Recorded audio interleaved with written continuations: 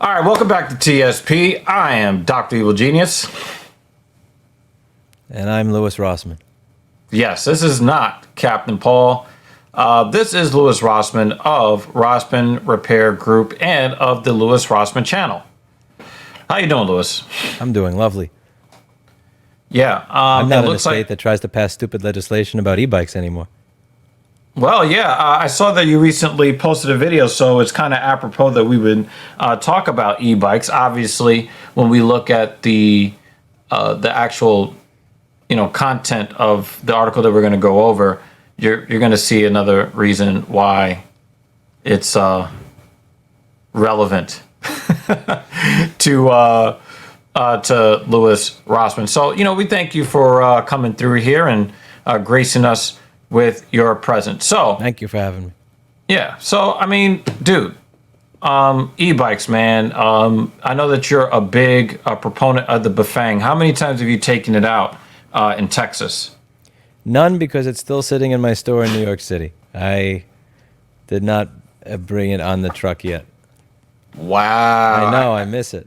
But Yeah. the thing, having an e-bike is so awesome because if I try to drive from where I used to live to my store, it would take an hour. And on an e-bike, it would take me 27 minutes if I drive like a grandma and 23 minutes if I drive like me. So even if you're driving like a grandma, it takes way less time to get there. Even electric car, even if you're driving it really, really efficiently, it's going to be like 200, 250 watt hours a mile, whereas the e-bike is going to be 20 to 40 watt hours a mile, so it's much more energy efficient. It's way cheaper than a car, and it just takes up so much less space. You don't have to worry about parking. You can just bring it inside. It's an amazing way to get around. So I'm a very big advocate of the e-bike as a way to maneuver and get around a densely populated city area. Right. And it's I think I raced you to the gym once and we got there at almost the exact same time. I think you beat me by, I don't know, like 30 seconds because I didn't want to take a yellow light. But obviously people, the secret is out, right? Like people have figured out what you figured out. And It's they a cheat figured code to out life. It makes you so much happier. You're above Right, I ground. mean, It's cheap. Yeah, exactly. So you're traveling at 19.9999999 miles per hour instead 20. of being underground or being in a reckless Uber or anything like that. And so now you have so many people. I mean, you have to put the e-bike somewhere, right? Yeah, and a big problem in New York City is if you bring the bike inside, there's the risk of fire in the apartment, and if you leave the bike outside, it's not going to be there when you get back. So my tactic with my e-bike was to make it look like it was about to blow up. So I did the wiring in a way where instead of all the wiring was clean, it was properly done, it was liquid resistant. All my crimps were liquid resistant and everything, and well rated. But I had all the wires out, and I just wouldn't zip tie a couple of them. And I had them, I had the controller mounted to what was the bottom of a MacBook. So I made it look like it would go on fire if you touched it the wrong way, so that nobody would touch it, and that actually worked.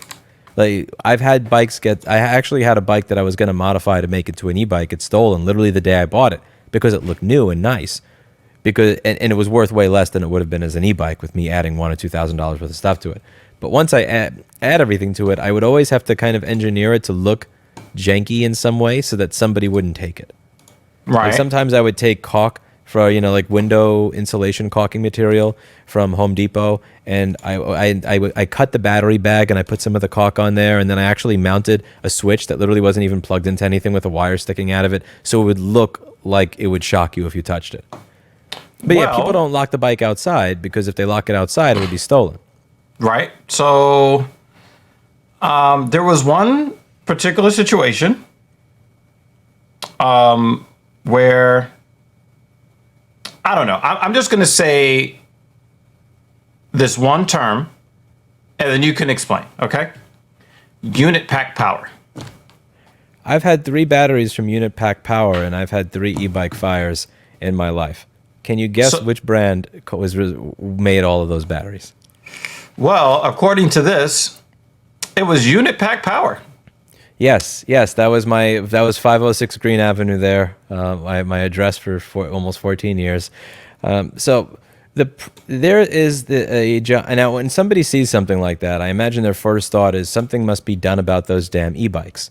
And I understand the desire to jump in and do something legislatively because having something like that happen is bad.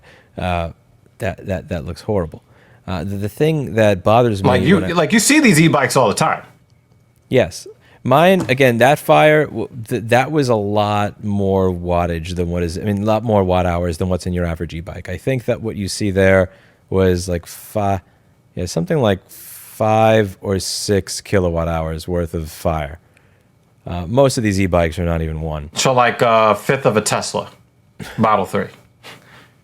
That's. I would say that what you see there is about maybe 5% of a Model 3 long range, or 4% of a Model 3 long range. Oh wow, it's a lot lower than I thought. It's like 1/20th or 1/25th. Yeah, I mean, a Tesla is 4,400 pounds. So I mean, if I was carrying around 5% of 4,400 pounds, that would be difficult. Right. So I was just talking about like the battery capacity. Yeah. So like when you see something like that, you probably think, "Oh my God, do something, do something, do something." And one of the things I've said on my channel over the past 10 years, and I apply this to almost everything, whether you're talking about like post 9/11, COVID restrictions, e-bikes, anytime you have a large group of people saying somebody should do something, do something, do something, the policy you get coming out of that tends to be the shittiest policy that screws over everybody for the longest period of time. And like the problem, so my TLDR hot take on this, the problem here has nothing to do with e-bikes in general as a concept. It has nothing to do with repairing e-bike batteries. It has to do with the fact that there are garbage manufacturers that produce shit e-bike batteries that are made like crap. So like, they'll use the cheapest possible nickel. Actually, there's one example I could probably find here where they use literally like the cheapest possible nickel plated shit to save a couple of dollars, or they'll claim that they fuse the different lines of batteries and they don't. And like there's one example here when it comes to unit pack power. Let me see. Let me just bring this up. Yeah, like there are lots of unit pack power batteries that show up in this e-bikes Discord I'm in that winds up being filled with corrosion, or like they've claimed that they add per cell fusing for the advertising in all their packs, and then it came out that they didn't even do it. It wasn't even their own crappy version of per cell fusing. They were just adding a lie to their spec sheets and claiming that this little end of the 18650s was their cell fusing, which is insane. Like they'll try to save $1 on a $500 battery by using nickel-plated steel strips. In my case, I paid extra for 35 E-cells, and they just shipped me a battery using the cheapest Chinese shit possible and didn't say anything about it. It's just stuff like that.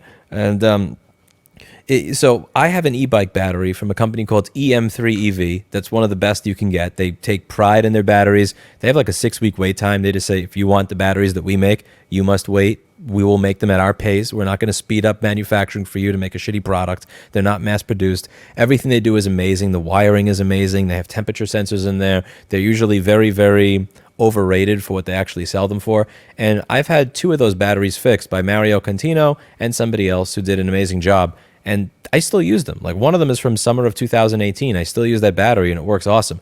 It's not the fact that it was refurbished that's the problem. It's the batteries that are put together like shit to begin with.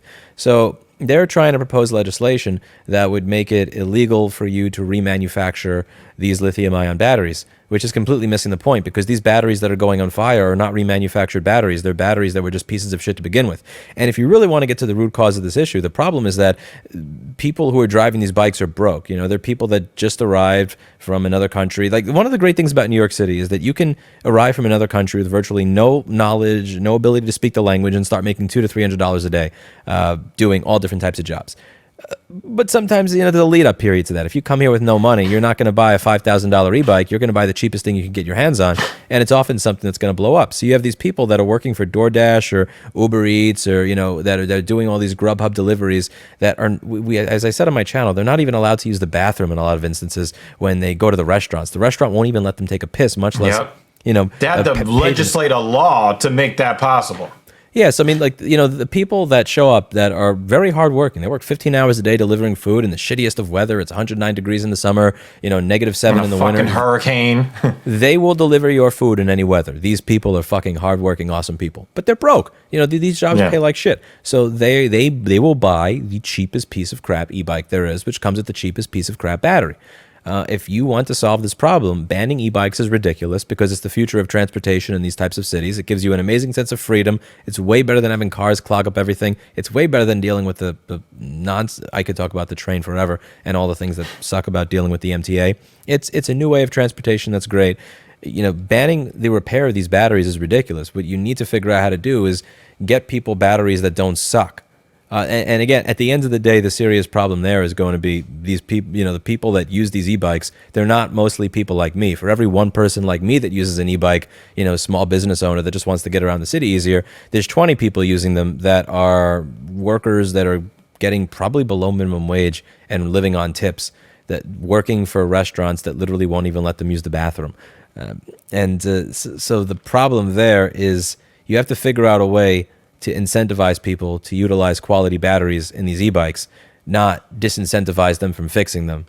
Because here's the thing. If let's say you say, okay, we're not going to allow remanufactured batteries. We're not going to allow you to fix it. Let's say something goes wrong with your battery or a BMS. You have two choices. You only have $200 in the bank. You could get a good battery fixed for $200, or you could get your good $700 battery fixed for $200, or you could buy a battery that's $200 new. Which one's more likely to go on fire? The good battery with Purcell fusing, temperature sensors, proper cells, good liquid resistance, or the battery that's selling for $200 new? Like, which one's going to have more safety cost-cutting measures? Well, in this article here, because they're actually, I think the problem that they had in this particular fire is that they were, it looked like they were running some sort of repair shop in the apartment. They found 5 bikes in there. And, obviously some of these batteries or the wiring is not that good. And these guys, like you said, these guys rely on these vehicles to fund their life. Not even their lifestyle, their ability to live, their livelihoods. So when these batteries don't work the way that they're supposed to, now you're in a situation where they're in an apartment somewhere trying to fix these bikes inside, up in the air. I mean, they were, I don't know, what floor are they on? Oh, they were on the 20th floor, right? They're on the 20th floor. You got if the battery packs light on fire, and of course we understand that sometimes you don't even need bad wiring for a lithium ion battery to light on fire. Sometimes the ambient temperature rising too high can cause pressure within a particular cell. And then when one cell lights up, that added temperature causes all the other cells to then light up and keep lighting up for sometimes over 2 weeks. You're looking at 90, maybe over 90 to 100 Celsius to get to the point of thermal runaway. And if you're at the point of 90 to 100 Celsius, everybody in the apartment's probably dead. There's 2 things here that I think about when I see this. The first is, the fact that let's just go into the fact that a repair shop is being run in an apartment. So there's a number of things wrong with this. To be clear, if you're fixing electronics like what I fix in an apartment, I don't care. Obviously, if you're fixing lithium-ion batteries with 3 to 5 kilowatt-hour capacities, there's a difference in the safety procedures that you're going to take here. So the first things first is the fact that e-bikes that are actually effective are illegal means that the entire industry for repair and resale of them is going to be underground to some extent. I'm not sure what the e-bike laws are like now, to be clear. I just know that I built mine back in 2018. A very reasonable e-bike was illegal. The reason everybody used illegal e-bikes is because the legal ones were pedal assist only, which sucks, limited to 750 watts, which means you're not going to be able to keep up with a car in the street. If you cannot keep up with a car in the street, instead of riding with you, they are going to try to get around you. And since the people in New York City drive like shit, as you probably see on many occasions, they're going to hit you. So you need a bike that's going to keep up with traffic. You need a bike that's going to go without you having to pedal. And also the bikes, since they would make all these restrictions on legal e-bikes, very few people would sell them. Since there was low demand and low supply of them, the price is like 5,000 or 6,000 each. So if you wanted an Right. e-bike that didn't suck, you had to get an illegal one. And when you're dealing with maintaining something that's illegal, you're not going to be doing that out of a storefront. You're going to be doing that out of an apartment where people can't see you. So it's not you're less likely to be working out of a professional setup. The second Right. thing is, as I've gone over on my channel for like 3 years now, all the retail spaces in New York City are empty because everybody wants $500 a square foot, and they're claiming that their 300 square foot office is actually a 10,000 square foot mall. So you have the fact that this business is being driven underground by the fact that a lot of these products are illegal when they shouldn't be, which means that they're going to be fixed in unsafe areas. And B, you have an incentive structure for people to use residences to do commercial business out of, because where the hell else are you going to do commercial business out of? Where are we going to put our retail space for lease sign if somebody actually rents this place at a reasonable price?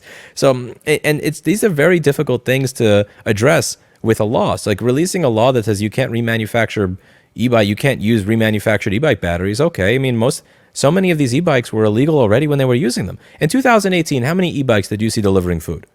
You did those things that they had a throttle. There was no pedal assist on that shit.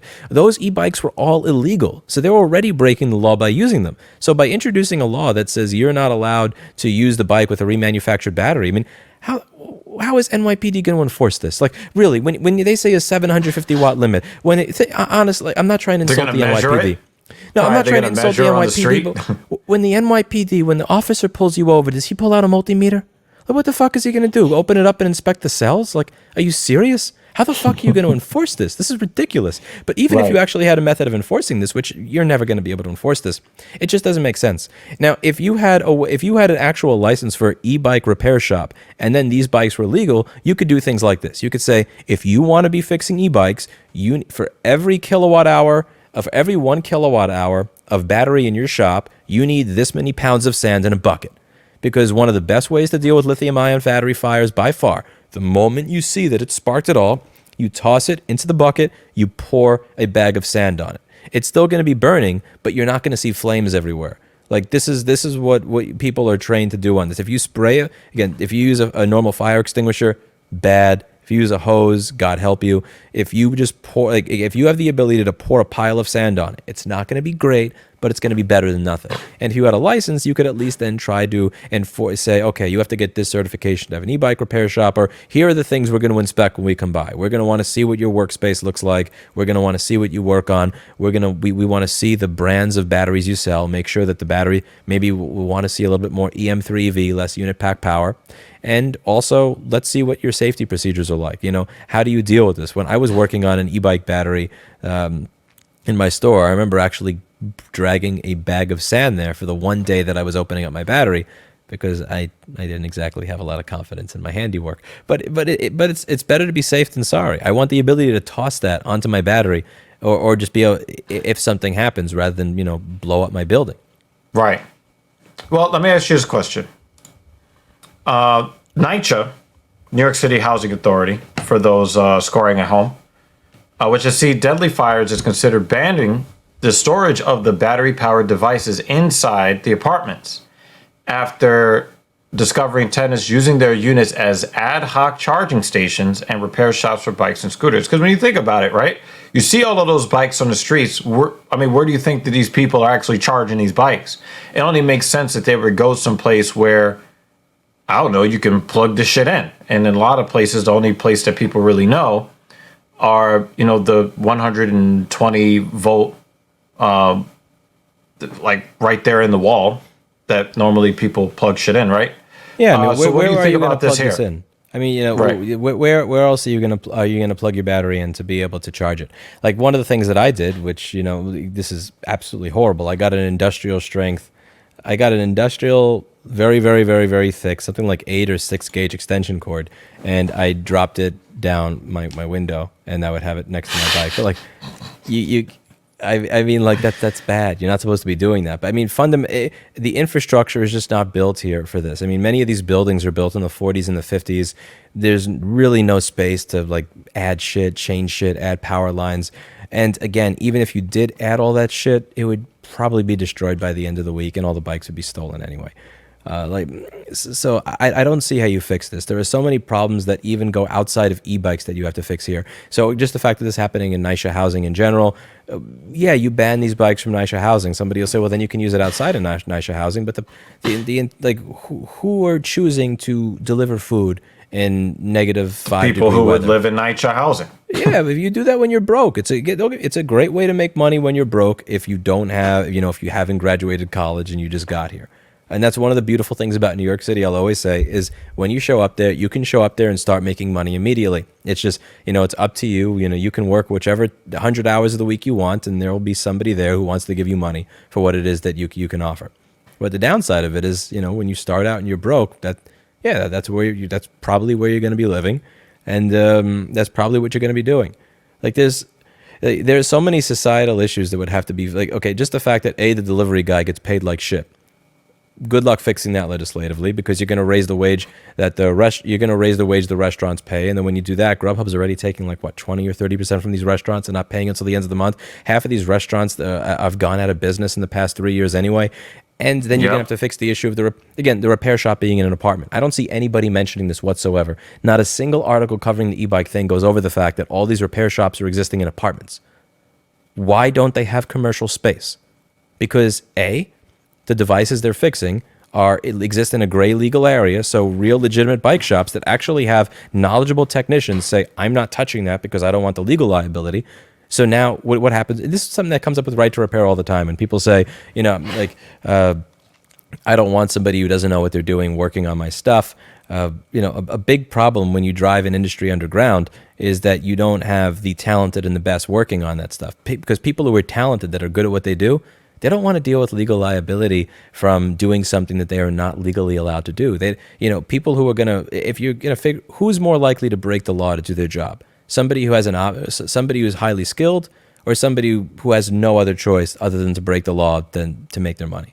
So I think the latter. I think the latter is definitely going to be more likely to try to cut corners so that they can get that money as quickly as possible. They're going to not do the most thorough repair job. They're going to do just enough to try to get the circuits to work so that they can get paid and that person can get back out onto the road. Now, that bike may break the same day or the next day, but at least they got paid for that repair. If you got a guy that actually has a storefront, they're going to take the time. They are going to make sure that they QA test. They're going to make sure that you give them a 4.5, 5-star review on Yelp or some Yelp-like review, because they're looking to grow a sustainable business. The former is going to take greater care and more time to make sure that repair is workable, less likely to end up in a fire. Yeah, you're not going to get the top of the heap when you make something illegal. You're just going to drive the industry underground, and then the people that are actually talented are going to say, I will work at, I don't want to pump myself up. I'll work at Simple Mac, or I'll work at Tiger's Mac Repair on 35th Street or something. They're not going to want to work in an illegitimate industry unless they are absolutely forced to, or have their arm twisted into it, or maybe they're just not good enough to do the legal work, so they'll do the illegal work. So you're driving the industry underground, and then there's the whole I know I'm repeating myself, but people can't afford real spaces to work out of. There's a reason that you don't have a thriving. When you walk around, how many times have you seen a bike shop that wasn't owned by Trek? Anybody notice that? You can't afford to do business in New York City anymore. One or two. Yeah, all these places that used to be real independent bike shops are now Trek. And when you walk into Trek, they have the same. It looks like an Apple store or a Tesla showroom. That has taken over New York City. All these small bike shops, I remember in Midtown Manhattan and Chelsea, all that East Village area. Chelsea, that one off of what is that, 15th and 7th Avenue? You know the one I'm talking about. Yeah, that used to be an independent bike shop, and now that is a Trek. So you cannot afford to do business in New York City unless you are a giant chain.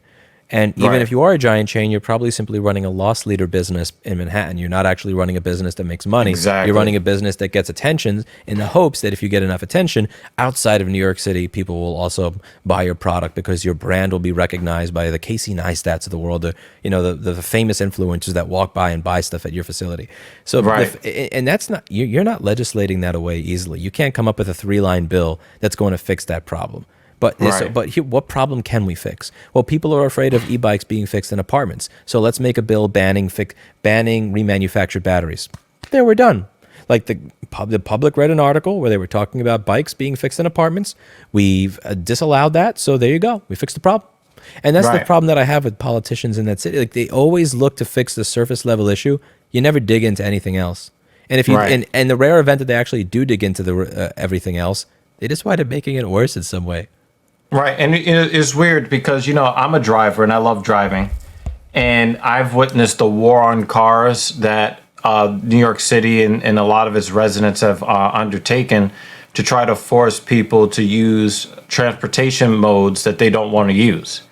And one of the unintended consequences is, well, if you want more people on bikes and e-bikes, you're going to need a place to charge these bikes, and B, with the exponential growth in the bikes, even if you have the best battery packs in the world, just by chance, the way people treat their stuff, people brushing into stuff, crashing into stuff, with more bicycles in the environment, you're inevitably going to end up with exponentially more fires from the batteries, even if the quality of the batteries is top notch, because you have so many more that are on the road. When you're in a situation where the commercial real estate is insanely expensive, when there are no places that actually support e-bikes in your atmosphere, in your environment. Like, you don't see ready charging stations for these bikes outside. You don't have a designated place indoors for people to charge these bikes. You don't have any places to store these bicycles outside the apartment. What are you going to do when you've been begging people to get out of their cars, when you want them, you want to make all these protected bike lanes? If people are going to use these bike lanes, they're going to be using these e-bikes. There has to be something in the infrastructure so that supports the ownership of the e-bike. And that includes actual repair space, repair shops, places that are affordable enough to open up a repair shop, and places to charge, because again, where the fuck else are you going to charge them? Yeah, and the other thing with the charging, like I don't see how you fix that problem at all. So let's say that you create standardized outlets only for charging the bikes. Well, every single one of these bikes, every single one of these batteries has different connectors. Some use XLR. Why they use XLR is beyond me. It's an audio connector. It's not made for 5 amps at 48 volts. But they'll have an audio. I really think that's a meme. So microphones, like this microphone uses phantom power, 48 volts, XLR. But that's 0.0001 amps. And some idiot Right. thought, okay, well, e-bikes use 48 volts. What uses a 48 volt connector? Oh, XLR, not realizing that you're charging a bike at 5. Anyway, besides that, so some use XT60, some use XT90, some use Anderson connectors, some use XLR, and also they use different voltages. So some e-bike batteries are meant for 36 volts, 48 volts, 58 volts, 52 volts, 72 volts. So you're not going to be offering them that. What you're going to be doing is you're going to be offering them a normal 120 volt power receptacle and saying, whatever the charger came with your e-bike, plug that into here. But now you have something that can be used as an outlet. And you know what happens whenever you give people in New York City something nice? If a restaurant opens up and they have an open to the public bathroom, within 30 minutes, somebody will be living in there. There will be piss all over the walls. It will look and smell like absolute garbage. It'll look like it has not been cleaned in 30 years, even though they just opened to the public 3 minutes ago. Imagine what's going to happen with this. You're going to have people going by there. Like people are going to be charging their electric cars over there. People are going to be running 300-foot extension cords saying, I don't have to pay Con Edison anymore. Like it's, the problem with something like, I don't know how you build something like that in New York City. It's going to I like, as much as I like to make fun of, even that aside, in a city with 8.5 million people in this much space, some people are going to be pricks. And when you have that many people in such a small space, even if 0.001% of them are pricks, the e-bike charging thing is just not going to work. Like, how do you keep somebody from walking by and unplugging your shit? With Tesla, Yeah. they have their own proprietary connector, and the connector locks. So if the car door is locked, the connector is locked in there, so somebody can't just come by and take it out. But that's Right. not the case with e-bikes. Again, you have a charger that you're plugging into a standard wall outlet with your XLR connector. So if it takes 3 or 5 hours for your bike to charge, I could just come by and unplug it. I could mess with it. Yeah. People. Like, with the homeless problem in New York City, you give people free electricity with the homeless problem they have in New York City right now. They're going to make a little tent city out there. They're going to have their air conditioner and their heater and their grill and everything else. Like, it's not an easy problem to solve. And like, Just so happy you're gone from here. You have no idea. I smile just thinking about not being there. But it's not a problem this is not an easy problem to solve. Like, Right. I mean, I think the best combination of this is educate people on what they should and shouldn't do when charging their battery. Give people like best practices. I don't know, it would be nice if you charge it in a bucket full, around a bucket full of sand or some shit like that. But even that, or charge it at low amperage so that you can charge it in a bucket full of sand, but not have to worry about thermal runaway from the battery getting hot. Let's say don't. What else is there? Repair shops that are licensed even to have that, then you need to figure out how to lower the cost of commercial real estate so people are not doing it in an apartment. And above all, honestly, you wouldn't have at most 99% of these problems if the batteries just didn't suck. Like, if the batteries didn't suck. Again, these batteries being repaired, I'm going to go out on a limb and say that they're not EM3V batteries. They are not batteries that have Purcell fusing. They are not batteries that have BMSs that you could short together with tweezers or a screwdriver and just have the BMS laugh and say, okay, we're turning it off. They're probably unit pack power batteries where if you accidentally shorted positive and negative, the whole thing blows up. I doubt that these are batteries that have temperature sensors that go, oh, the battery's gone over 59 Celsius. We're going to turn off output because we don't want to hit thermal runaway. Like, the EM3V batteries, thermal runaway happens around 95 to 100 Celsius. If it hits 60 Celsius, it just turns off output because it thinks to itself, you know what, we're not even getting within 35 Celsius of thermal runaway. We're just going to turn it off over here. Like, stuff like that is smart. I don't think these batteries have that. If there was even the most basic amount of education that went into this, and then maybe like this, you would have less people perhaps using bikes with fucked up batteries to begin with. And we wouldn't be coming up with legislation to fix a problem that doesn't exist. And even if there is a problem, the type of legislation that they're bringing to the table does not address the actual problem at hand. You guys down in the comments section, give us your opinions on e-bikes in general. Do you own one? Would you like to trade your car in for an e-bike that goes, 24.999999 miles an hour? I don't know what the speed limit is on them now. I'm very curious what the legal speed limit is on an e-bike. Yeah, I'm not sure. Obviously, each municipality has their own laws, if they have any, on the books, because the laws tend to lag behind technology a bit. So I think that as the e-bikes become more ubiquitous, you're going to see more legislation on the books to govern them. You guys in the comment section, we want to see you govern the e-bikes. What kind of, do you have any solutions down there? Put them in the comments if you think that you have an idea that New York can implement, and then hopefully if they use your idea, they will pay you. As you guys know, this is the home of the cold truth and the hot take and the even hotter e-bike batteries. Make sure you hit that subscription button, hit the notification bell. We have a goal to hit 1,000 subscribers before the end of 2022. Definitely also go check out Louis Rossmann at Louis Rossmann on YouTube. The link will be in the description. And also Louis Rossmann with his random live streams, the link to that channel where he will be driving and talking about random things. Hey, since my bike has not been taken out of New York, but will in the next few weeks, does that mean that we can get footage of you riding on an e-bike for this channel? Absolutely fucking not. Because Rich Rebuilds did it. I rode him and his friend on that. We had 3 people on an e-bike. It was awesome. He put an 8-cylinder in a Tesla. Yes. And we love Rich around here. We love Rich Rebuilds around here. Hopefully he comes to New York City, he hangs out. We can get Louis Rossmann on, someone's private jet to bring him back over here. We can, all hang out. But no. Why won't you ride an e-bike? They're lovely They're lovely machines. You don't trust the one I put together? It uses EM3V batteries. I like my bones unbroken and my skin without road rash. So I like to be in the confines of an actual vehicle to protect myself. I like the ability to jump off and if I think something horrible is going to happen. Yeah, I like to just be able to hit my brake pedal and know that the car is going to stop. That's me. I have brakes too. I have to replace them every 2 weeks. I can Yeah, say when it I now jam 'cause- on the brakes, I don't go over the. I don't have to like fly over the steering wheel. Like you jam on the brake, I don't know. I go Might be through my going over the brakes every handle. 2 weeks because my e-bike goes 48 miles an hour. I can say that out loud because I don't live there anymore. Yeah, I don't have to keep saying 19.9. So the most I ever did, I went on some road at like 3 in the morning during the COVID, just out of curiosity when there's nobody there to see like how fast can this actually go, and I hit 48 miles an hour. It was exhilarating. Yeah, I would have been terrified. Anyway, definitely check out Louis Rossmann on his main channel and also on his live stream channel. The links will be in the description. And we're going to let Louis sign off this video.